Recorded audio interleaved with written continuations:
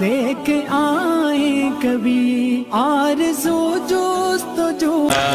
الحمد لله نحمده ونستعينه ونستغفره ونشهد أن لا إله إلا الله وحده لا شريك له ونشهد أن سيدنا وسندنا وحبيبنا ومولانا محمد أفضل البشر محمد أكمل البشر محمد إمام القبلتين محمد سيد الثقلين محمد خير الأنام محمد خير الورى محمد صلى الله على النبي محمد صلى الله عليه وسلم.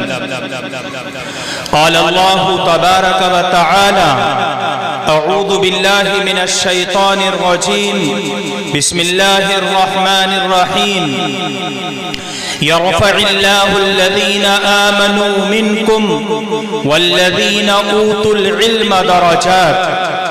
صدق الله العظيم.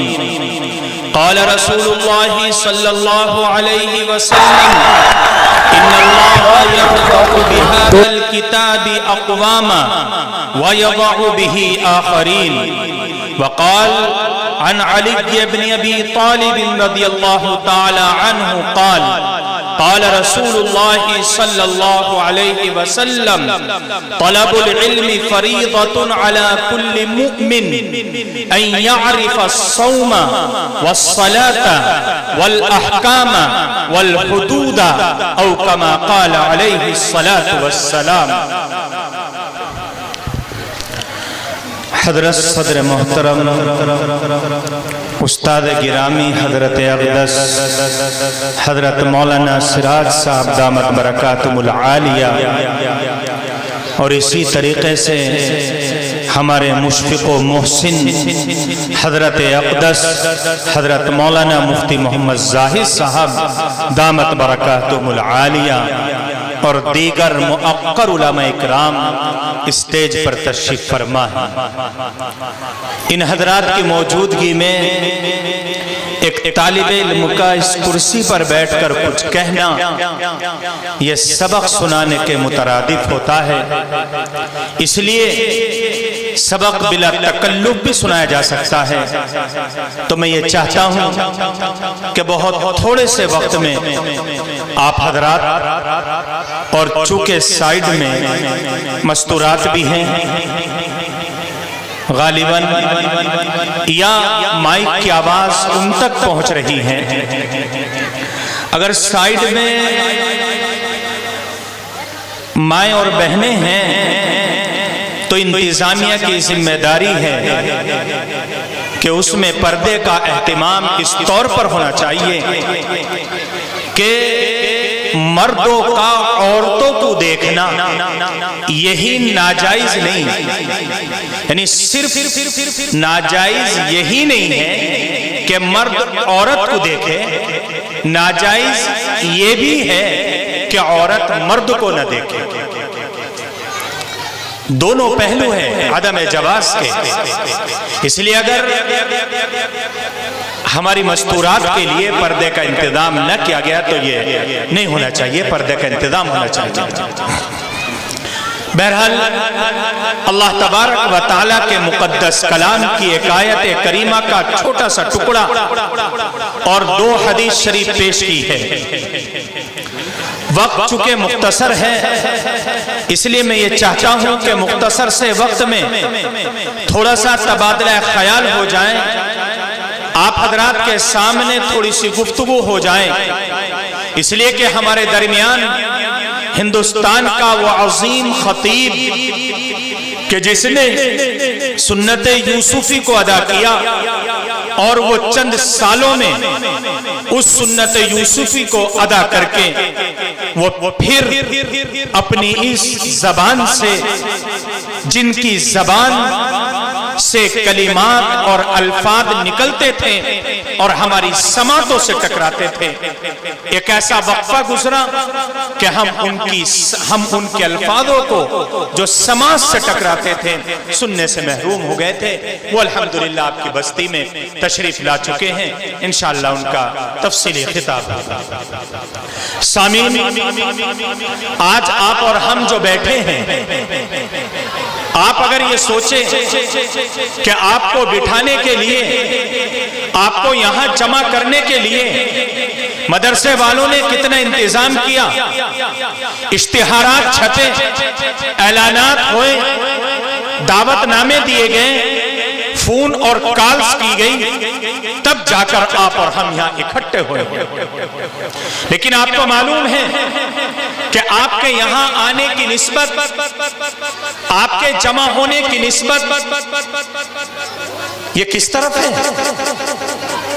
اگر شہر میں، قریہ اور دیہات میں اگر دوسرے ٹائپ کا پروگرام ہو، جلسہ ہو، تو اس میں نہ اشتہارات چھپتے ہیں، نہ اعلانات ہوتے ہیں، اور پبلک اس کے اندر اس طرح امڑتی ہے کہ جیسا کہ کہیں سیلاب آ رہا ہے۔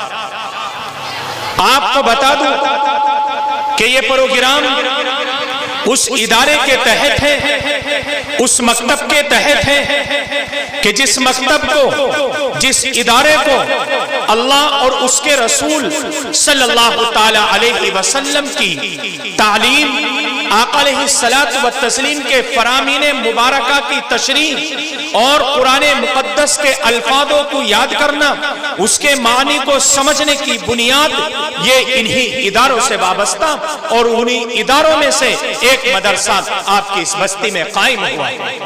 یہ مدرسہ کوئی رسمی چیز نہیں ہے، یہ مدرسہ کوئی ایک ایسا اڈا نہیں ہے کہ یہ قائم کر لیا گیا اور بس، بلکہ مسلمانوں، یہ ایک مدرسہ جس بستی میں قائم ہوتا ہے، جس گاؤں میں قائم ہوتا ہے، جس شہر میں اس مدرسے کو قائم کیا جاتا ہے، تو یہ کوئی معمولی بات نہیں ہے، بلکہ وہ بستی چاہے مشرق میں ہو یا شمال میں، جنوب میں ہو یا مغرب میں، کہیں بھی وہ بستی ہو، کسی بھی ملک کے اندر وہ بستی ہو، اس بستی کے اندر قائم کردہ اس ادارے کا تار، اس ادارے کی نسبت کسی بڑے آدمی کے گھر سے نہیں، کسی خاندانی والے کے گھر سے نہیں، کسی ایسے آدمی کے گھر سے نہیں جو پیسے والا ہو، بلکہ اس کی نسبت جڑتی ہے اللہ کے رسول صلی اللہ تعالی علیہ وسلم کے گھر سے۔ مدرسہ خزینۃ العلوم، جس کے بینر تلے آپ اور ہم بیٹھے ہیں، یہ ایک ادارہ ہے، یہ ایک چھوٹا سا مکتب ہے، عاریت کے مکان میں قائم کردہ ایک مکتب ہے، لیکن آپ کو اس کی چھوٹی سی تاریخ بتانا مناسب سمجھتا ہوں۔ مسلمانوں، چاہے یہ مدرسہ ہو، چاہے بڑا ادارہ ہو، ہر ایک ادارے کے اندر جو تعلیم دی جاتی ہے، وہ تعلیم کیا ہے؟ کیا ہے وہ تعلیم؟ اس کو آپ کو سمجھنے کی ضرورت ہے۔ ہم اس کی تمہید اس طرح شروع کرتے ہیں کہ پروردگار عالم نے محمد الرسول اللہ صلی اللہ علیہ وسلم کو جب مبعوث فرمایا، آقا علیہ الصلوۃ والتسلیم غار کے اندر تشریف فرما ہے، حضرت جبرائیل آتے ہیں اور حضرت جبرائیل علیہ الصلوۃ والتسلیم آ کر فرماتے ہیں کہ یا محمد اقرا، اے محمد پڑھو۔ آپ نے نہیں پڑھا، پھر فرمایا محمد اقرا، پڑھو، آپ نے نہیں پڑھا۔ حضرت جبرائیل نے آقا کو دبایا اور دبایا، تیسری مرتبہ اور دبایا، اور اتنا دبایا ایسا لگا، آقا فرماتے ہیں کہ مجھے ایسا لگا کہ کہیں میری پسلیاں نہ ٹوٹ جائے۔ آقا علیہ الصلوۃ والتسلیم کو جب قرآن پڑھوا دیا گیا اور حضرت جبرائیل علیہ الصلوۃ والتسلیم نے پیغام دیا، اس پیغام کے بعد حضرت نبی کریم صلی اللہ علیہ وسلم تشریف لاتے ہیں حضرت خدیجۃ الکبریٰ کے پاس، آپ کی پہلی بیوی ہے، آپ کے پاس آتے ہیں اور کہتے ہیں اے خدیجۃ الکبریٰ، کل جب ورقہ بن نوفل اور میں یہودیوں کے راہبوں سے سن کر آیا تھا کہ ایک پیغمبر آئے گا اور وہ پیغمبر جب اپنے دین کی دعوت دے گا تو اس پیغمبر کی قوم جو اس کو صادق کہتی ہے، امین کہتی ہے، وفادار کہتی ہے، اس کو وہ قوم جھٹلائے گی، پتھر مارے گی، بستی سے نکالے گی، اس کے پتھر برسائے گی، ڈھیلے مارے گی۔ اے خدیجۃ الکبریٰ، آج وہ میں پیغام لے کر آیا ہوں، جبرائیل نے مجھے پیغام دیا اور قرآن کی یہ آیتیں نازل ہوئی اور یہ پڑھ کر سنائی۔ حضرت خدیجۃ الکبریٰ رضی اللہ تعالی عنہا نے فرمایا، آقا علیہ الصلوۃ والتسلیم کو تسلی دی۔ یہاں رک کر ایک بات کہتا ہوں اپنی ماں اور بہنوں سے، شوہر گھر کا وہ آدمی جو گھر کے افراد کے لیے محنت کرتا ہے، مزدوری کرتا ہے، صبح نکلتا ہے، شام کو اپنے گھر آتا ہے، اس موقع پر جب وہ محنت مشقت کے بعد گھر لوٹتا ہے تو گھر میں لوٹنے کے بعد ہماری مستورات، چاہے وہ مستورہ ماں کی شکل میں ہو، وہ مستورات عورت بہن کی شکل میں ہو، بیوی کی شکل میں ہو، بیٹی کی شکل میں ہو، ہر ایک عورت چاہے وہ کسی بھی زاویے سے ہو، اس عورت کو چاہیے کہ وہ آنے والے مرد کا خیال رکھے، اس کو تسلی دے، اس لیے کہ عورت کی تسلی سے مرد کا جو غصہ ہوتا ہے، مرد جو مشقت اور محنت کر کے آتا ہے، وہ سب کافور ہو جاتا ہے۔ حضرت خدیجہ نے یہی کیا۔ حضرت خدیجہ نے فرمایا، اے میرے سر کے تاج، جو پیغام آپ حضرت جبرائیل نے دیا ہے، سب سے پہلے تو میں اس کی تصدیق کرتی ہوں۔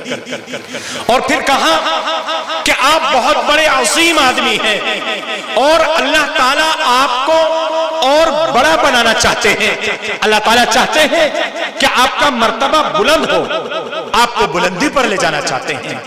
حضرت خدیجہ کی یہ ترغیبی بات سنی، آقا علیہ الصلوۃ والتسلیم کو تسلی ہوئی۔ اس کے بعد ذرا غور کرو مسلمانوں، حضرت جبرائیل 5 آیتیں سکھا کر گئے۔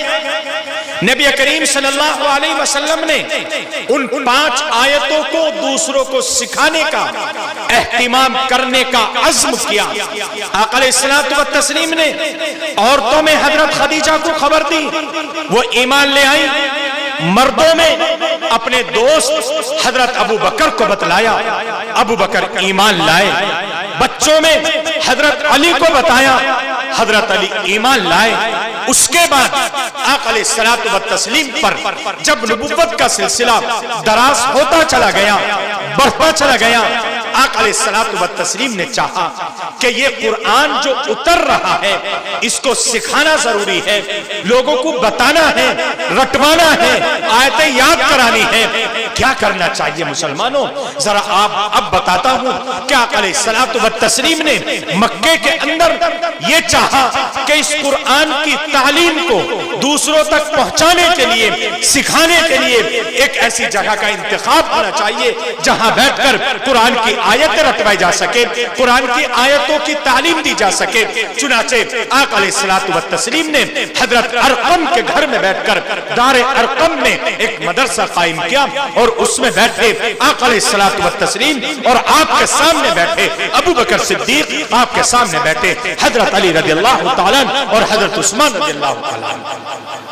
اس کے بعد مسلمانوں سلسلہ بڑھا، یہ سلسلہ دراز ہوتا گیا، قرآن اترتا گیا، قرآن کی تعلیم عام ہوتی گئی اور نوبت یہاں تک پہنچی کہ مکے کی 13 سالہ زندگی میں حضرت نبی کریم صلی اللہ علیہ وسلم نے قرآن کی وہ آیات مبارکہ، وہ صورتیں جو اترتی تھی، وہ ارقم کے گھر میں بیٹھ کر آقا علیہ الصلوۃ والتسلیم صحابہ کو حفظ کرایا گیا۔ 13 سال مکی زمانہ گزرا، مدینہ منورہ کی طرف ہجرت فرمائی، مکے میں دار ارقم میں مدرسہ قائم کیا۔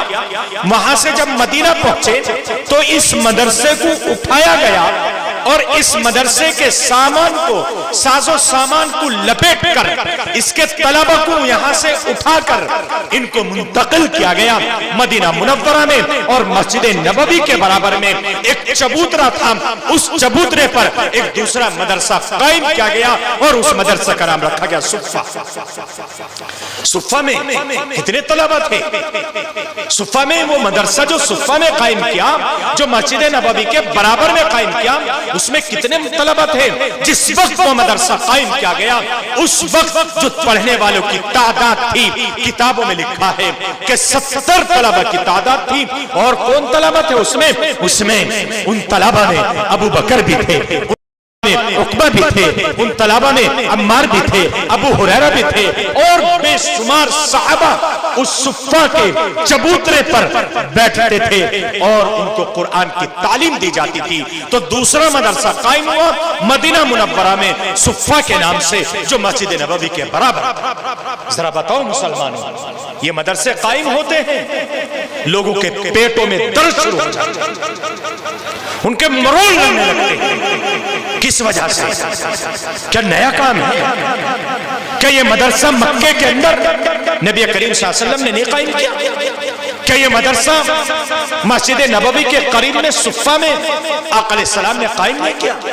آج پوری دنیا کے اندر جہاں بھی مدرسے قائم ہوتے ہیں، ان کا روحانی سلسلہ مکے میں دار ارقم سے اور مدینے میں صفہ سے جڑتا ہے۔ مسلمانوں، ان مدرسوں میں کیا سکھایا جاتا ہے، کیا پڑھایا جاتا ہے؟ آؤ تھوڑی سی دیر اس پر گفتگو کر لیتے ہیں۔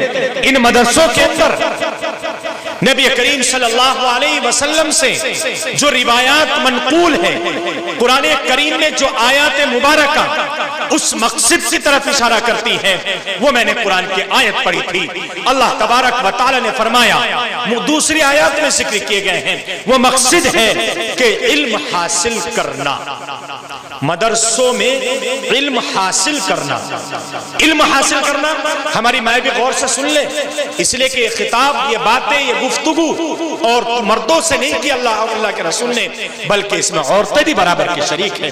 فرمایا علم حاصل کرنا ہر مسلمان پر فرض ہے۔ یہ فرض کیسا ہے؟ اس فرض کی دو قسمیں، ایک فرض عین اور ایک فرض کفایہ۔ ایک علم وہ ہے جس کا حاصل کرنا فرض کفایہ ہے۔ وہ کون سا علم ہے؟ وہ ان عقائد کا علم ہے جو قرآن اور احادیث سے ان احکام شرعیہ کا استنباط کرنا اور استنباط کرنے کی صلاحیت پیدا کرنا، یہ ان لوگوں کا کام ہے کہ جو ان علوم میں غرق ہو جاتے ہیں اور ان سے ان مسائل کو نکالتے ہیں۔ اس سے مراد ہے علماء امت۔ پتہ چلا کہ امت کے اندر ایسے علماء کا پیدا ہونا، ایسا علم حاصل کرنا جس سے عقائد کو، احکام شرعیہ کو قرآن و حدیث سے مستنبط کیا جا سکے، تو ایسے علماء کی جماعت کو فرض کفایہ کے طور پر علم حاصل کرنا ضروری ہوگا۔ اور فرض عین یہ سمجھ لیجئے، یہ امت کے ہر ایک اس شخص پر جو شریعت کا مکلف ہو چکا، یعنی بچہ تھا، بالغ ہو چکا، بالغ ہونے کے بعد ہر وہ آدمی، چاہے وہ کہیں کا بھی رہنے والا، کسی بھی خطے کے رہنے والا ہو، کسی بھی زبان کو جاننے والا ہو، وہ جب بچپنے سے اوپر پہنچا، بالغ ہوا، تو ہر اس شخص پر اتنا علم حاصل کرنا فرض عین ہے کہ جس سے وہ نماز، روزہ اور حج فرض ہو جائے تو حج کے احکام، زکوٰۃ فرض ہو جائے تو زکوٰۃ کے مسائل، اتنا علم سیکھنا امت کے ہر ایک فرد پر واجب اور ضروری ہے۔ اب موازنہ کر لیجئے آپ اپنے گھروں میں، ہم اپنے گھر میں دیکھ لیں کہ ہمیں کتنا علم ہے۔ ہر ایک آدمی، چاہے وہ مزدور ہو، چاہے وہ بزنس مین ہو، چاہے وہ کھیتی کرنے والا ہو، چاہے وہ کمپنی چلانے والا ہو، چاہے وہ فیکٹری چلانے والا ہو، چاہے غریب ہو، چاہے امیر ہو، چاہے حاکم ہو، چاہے محکوم ہو، مرد ہو یا عورت ہو، ہر ایک پر اتنا علم حاصل کرنا ضروری ہے کہ جس سے وہ نماز کے، روزے کے، زکات کے، حج کے یہ احکام اور مسائل جان سکے۔ میں اپنی طرف سے نہیں کہتا، عبداللہ ابن مبارک سے معلوم کیا گیا کہ جو علم حاصل کرنا فرض ہے اس سے کیا مراد ہے؟ تو آپ نے فرمایا کہ نماز، روزہ، اور اگر اس پر حج فرض ہو جائے تو حج اور زکات فرض ہو تو زکات کے مسائل ان سب کا سیکھنا فرض عین ہے۔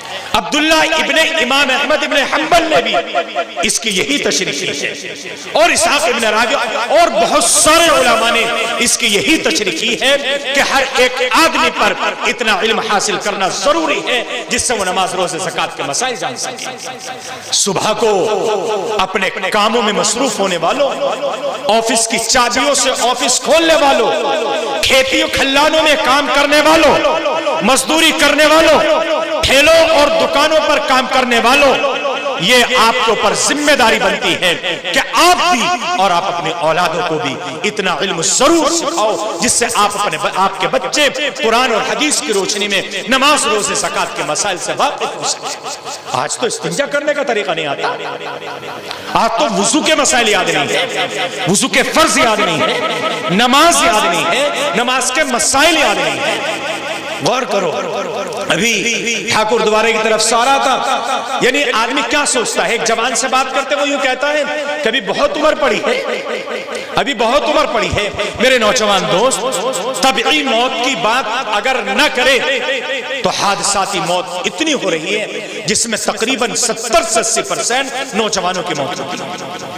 حادثات میں نوجوانوں کی موت ہوتی، دو دن کے اندر 3 سے 4 واقعے ایسے سن چکا، دیکھ چکا جس میں نوجوانوں کی موت ہوئی ہے، اور سب کہنے والوں کا، سرچ کرنے والوں کا یہ جو سرچنگ ہے وہ یہی ہے کہ اس میں 70 سے 80% نوجوان حادثات کے شکار ہوتے ہیں۔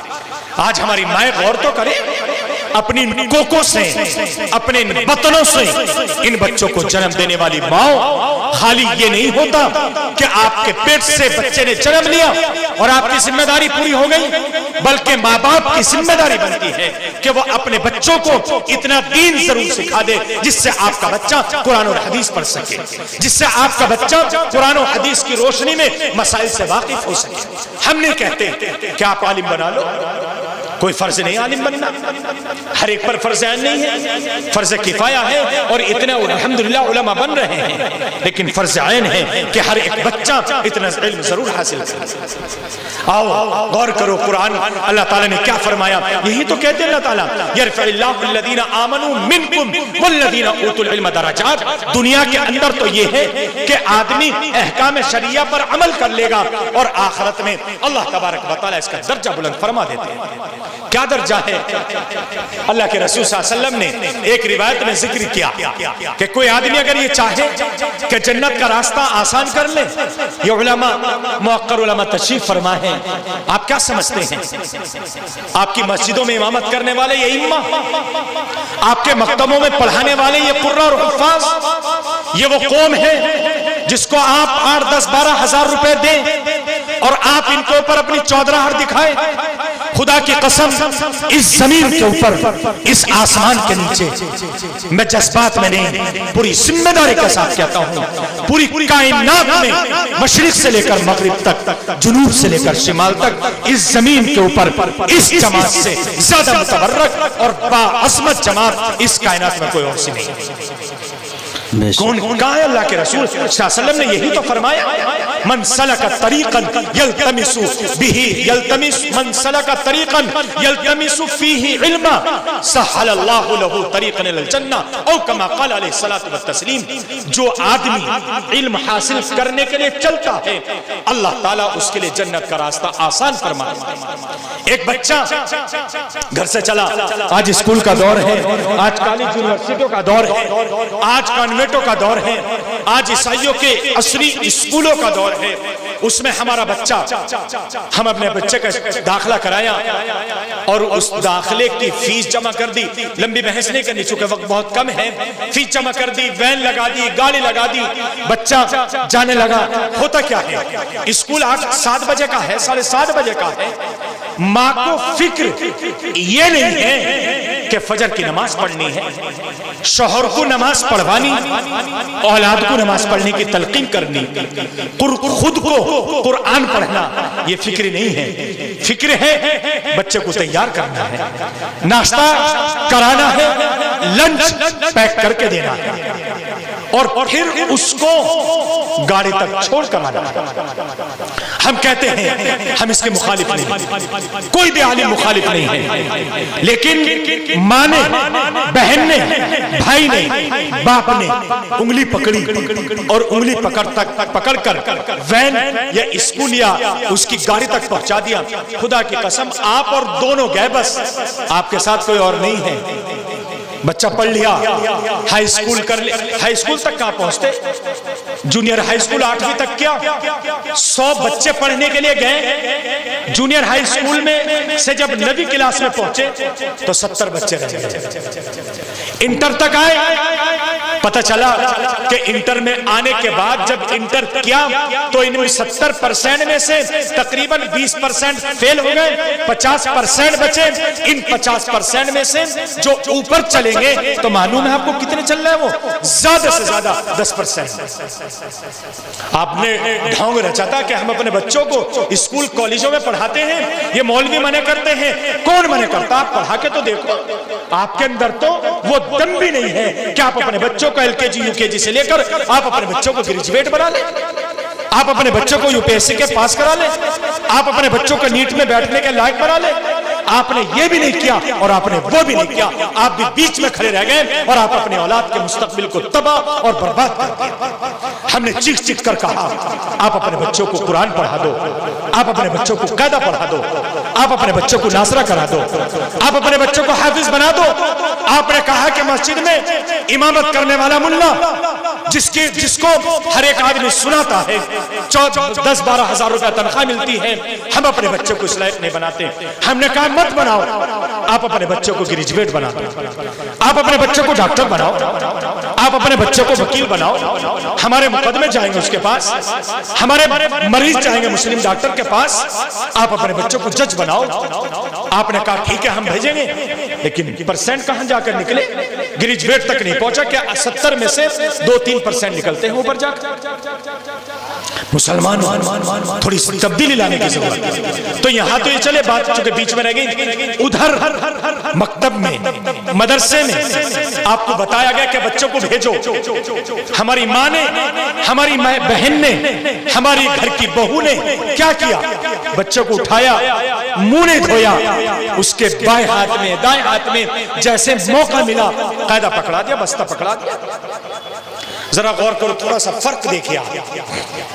یہاں اسکول کے لیے تیاری کی گئی، کوئی بات نہیں، ہم یہ کہتے ہیں کہ یونیفارم نہیں ہونا چاہیے، لیکن یہاں یہ صرف ایک آدمی گیا، فرمایا، حدیث کی روشنی سے بات کر رہا ہوں کہ ایک معصوم سا بچہ جس کا منہ نے دھلا، اس کے بائیں ہاتھ میں دائیں ہاتھ میں قاعدہ پکڑایا، لیکن جیسے ہی وہ اپنے گھر سے نکلا، اللہ کے رسول صلی اللہ علیہ وسلم نے فرمایا کہ یہ بچہ ابھی گھر کی چوکٹ سے نہیں نکلا تھا، یہ بچہ ابھی گھر کے آنگن سے نہیں نکلا تھا، یہ بچہ ابھی مدرسے میں نہیں پہنچا تھا، درمیان کا راستہ ہے، درمیان کا سفر ہے۔ فرمایا کہ اس بچے کے ہاتھ میں قاعدہ پکڑاتے ہی، اس بچے کے ارادہ کرتے ہی آسمان اور زمین کی ہر ایک چیز، حتیٰ کہ سمندر میں رہنے والی مچھلیاں اور بلوں میں رہنے والی چیونٹیاں، وہ سب اس بچے کے لیے دعائے مغفرت کرتی ہیں۔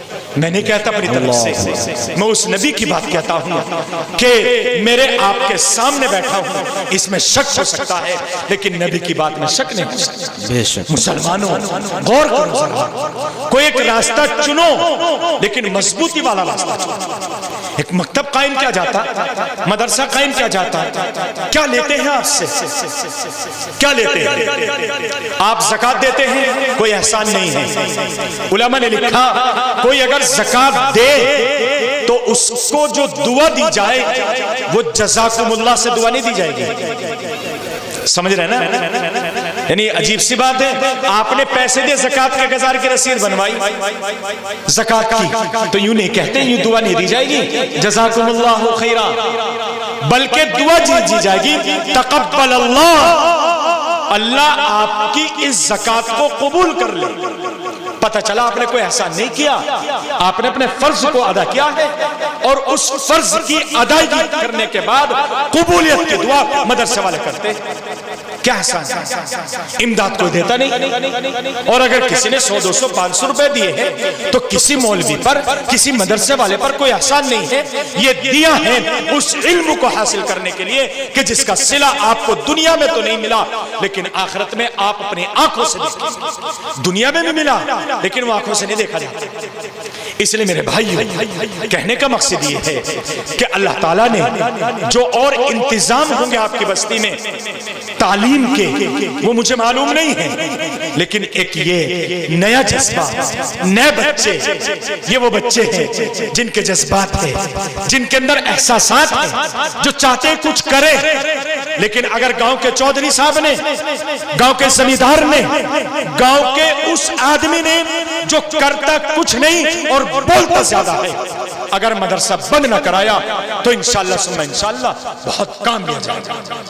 اور اگر اپنی، ظاہر سی بات ہے بہت سے لوگ ہوتے ہیں اس طرح کے، اللہ کرے یہاں نہ ہو ایسے، اگر کوئی کسی کے دماغ میں کھسکنے لگا دماغ اور اس وہ سوچنے لگا کہ یہ تو مولویوں کا کام ہے یہ، تو بھائی خدا کے واسطے آپ بھی یہ کام کر کے دیکھو.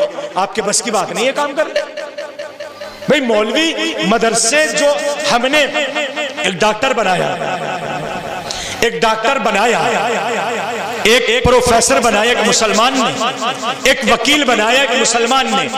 ایمانداری سے بتاؤ حضرات علماء کی موجودی میں آپ سے پوچھتا ہوں کہ ایک زمیندار آدمی جس نے 1 کروڑ روپے لگا کر اپنے بچے کو MBBS ڈاکٹر بنایا، کیا اس کی نیت یہ ہے کہ ہماری بستیوں میں، ہمارے علاقے میں جو مسلمان ہیں، ہم تو یہاں ایک جنرل بات کر رہے ہیں، ورنہ تو حسن سلوک کا معاملہ مسلمانوں یا غیر مسلم سب کے ساتھ ہونا ہے. وہ تو کیا کوئی آدمی اپنے بچے کو ڈاکٹر اس لیے بناتا ہے کہ بھئی جو مسلم قوم ہے اور یہ بیچارے پرسان حال ان کا کوئی نہیں ہے تو ہمارے مریض میرے پاس آئے، میرے بچے کے پاس آئے اور بغیر کسی فیس کے، اگر فیس لیں گے تو معمولی سی، کس لئے کوئی ڈاکٹر دیکھا 500 روپے MBBS ڈاکٹر کی فیس ہے مثال کے طور پر.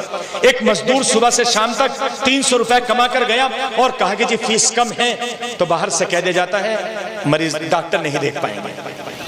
لیکن مولوی مدرسے کے اندر پڑھتا ہے، آپ رات میں امام کو جا کر اٹھا دو اور کہہ دو کہ اس پانی پر دم کر دے، خدا کی قسم وہ اپنے سر پر ٹوپی رکھ کر آپ کے بچے کے لیے، آپ کے لیے دعا بھی کرے گا اور پانی پر دم کر دے گا. اور یہ جو ہم پڑھاتے پڑھتے ہیں، یہ ہم قوم اس لیے تیار کرتے ہیں تاکہ یہ پڑھائے.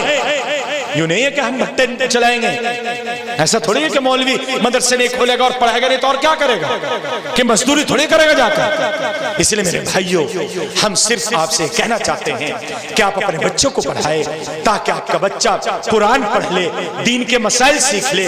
ایک ماں باپ نے اگر اپنے بچے کے ساتھ میں یہ حسن سلوک نہ کیا اور اپنے بچے کو وہ تعلیم نہ دی جو اس کے اوپر فرض ہے، تو اللہ کے دربار میں وہ جواب دہ ہوگا، اس کی ماں بھی جواب دہ ہوگی اور اس کا باپ بھی جواب دہ ہوگا. اس لیے اللہ تبارک و تعالیٰ سے دعا گو ہیں کہ خداوند قدوس ہم سب کو عمل کرنے کی توفیق عطا فرمائیں. اور ایک بار میں پھر ان نونہال کو کہ جنہوں نے یہ مکتب سے شروعات کی ہے مبارکبادی پیش کرتا ہوں، اور سمت گڑھ اور اطراف کے لوگوں سے تعاون کی درخواست کرتا ہوں کہ آپ اپنی طرف سے مالی تعاون بھی کریں اور جانی تعاون بھی کریں. جانی تعاون کیا ہے کہ بچوں کو بھیجیں، مالی تعاون کیا ہے کہ آپ اس میں چندہ دیں. شاید یہاں کوئی اعلان تو نہیں ہو رہا چندہ وغیرہ کا، اور نہ بتایا گیا نہ کوئی شاید اس طرح کے کوئی ان کا پروگرام ہے چندہ کرانے کا، لیکن دینا منع بھی نہیں ہے. کوئی دے گا تو منع بھی تھوڑی ہے، دے بھی سکتے ہیں اور دیتے ہوں گے لوگ جو بھی شکل بنے. بہرحال آپ حضرات ان کے لیے معاون بنے. اللہ تبارک و تعالی مجھے بھی آپ کو بھی عمل کرنے کی توفیق عطا فرمائیں. آمین. وآخر دعوانا ان الحمدللہ رب العالمین. دے کے آئیں کبھی.